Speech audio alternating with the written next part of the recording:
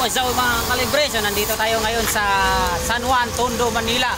So mayroon tayong nilinis na 4 na aircon. So may error yung dalawa. Ang 3TR na error, 3 HP nga wall. So ang error niya ay F3. So nakita natin yung problema, may shorted na ICMD resistor. So ito, yung error nito. So nililinis daw ni sir, nagkaroon ng problema, nabasa yung board. So ang error P4 tapos P1. So ito nililinis na at okay na yun ang board, na repair na natin. So ito yung mga kasama natin naglilinis. So yung isang team namin nandoon sa taas.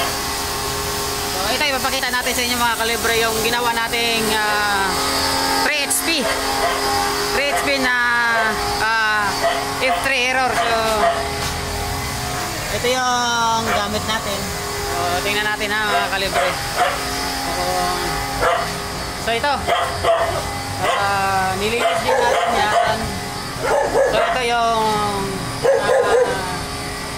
3 HP na observe pa natin. So yun, ang 3 HP na ina-observe natin ito mga kalibre.